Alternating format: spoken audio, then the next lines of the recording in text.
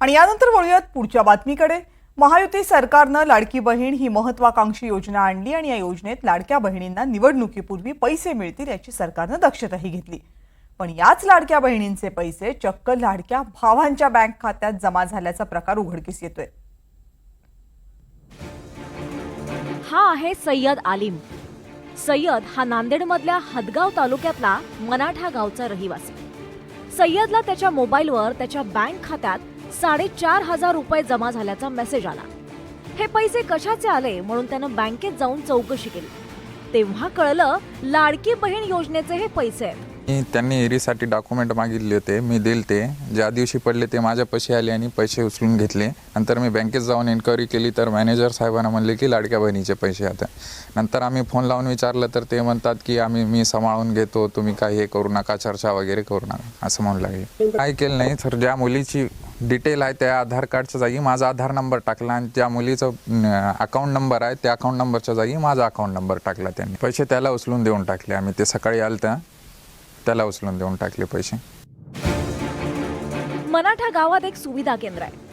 हे सुविधा केंद्र सचिन थोरात चालवतो। यात सचिननं लाडकी बहीण योजनेचे अनेकांचे फॉर्म भरले। यातले काही फॉर्म भरताना त्याने माहिती महिलांची भरली आणि बँक खाते मात्र पुरुषांचे टाकले आणि याच घोळामुळे लाडक्या बहिणींचे पैसे भावांच्या बँक खात्यात जमा झाले। त्यानंतर हे पैसे लाटण्यासाठी सुविधा केंद्र चालक सचिननं नवी शक्कल लढवली। पुरुषांच्या खात्यात जमा झालेले पैसे हे रोजगार हमी योजनेचे असून आपल्या वाटणीचे आहेत। हे पैसे चुकून तुमच्या खात्यात आल्याचं सांगून सचिननं भावांच्या खात्यात जमा झालेले पैसे परत करायला लावले। हा घोळ सुमारे 3 लाखांचा असल्याचा अंदाज आहे।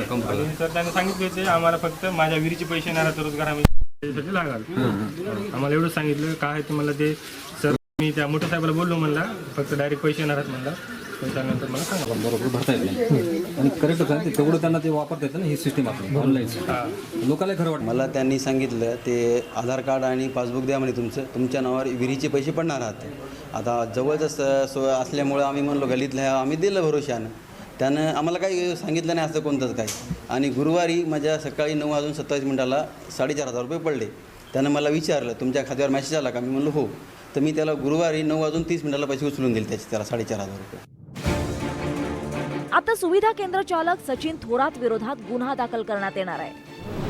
लाडकी बहीण योजनेमध्ये मनाठा या गावी जो प्रकार उघडकीस आलेला आहे की महिला लाभार्थी आपण पात्र ठरवल्या होत्या, त्यांची निवड या योजनेसाठी केली होती। मात्र पोर्टलवरती माहिती भरताना त्याऐवजी पुरुष लाभार्थ्यांचा अकाउंट नंबर देणे आणि त्याला मॅचिंग आधार कार्ड बनावट तयार करून ज्यामध्ये आधार क्रमांक त्या बँक खातेदाराचा असेल परंतु फोटो बनावट त्या महिलेचा असेल, अशा प्रकारची कार्यपद्धती वापरून 33 लाभार्थ्यांना त्याचं नुकसान झाल्याचं आपल्याला दिसत आहे। या प्रकरणात आपण गुन्हा दाखल करण्याचे आदेश दिलेले आहेत। साताऱ्यात एकाच खात्यात 30 लाभार्थ्यांचे पैसे जमा झाले होते, तर एकाच महिलेच्या नावानं 28 अर्ज भरण्यात आल्याचं समोर आलंय।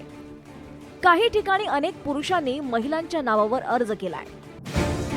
प्रशासनाच्या लक्षात आल्यानंतर हे घोळ सुधारण्यात आले, तर काही ठिकाणी गैरप्रकार करणाऱ्यांना अटकही करण्यात आली आहे। योजना चांगली असली तरी त्यात अनेक त्रुटी असतात आणि नेमक्या याच त्रुटींचा फायदा काही महाभाग घेत आहेत।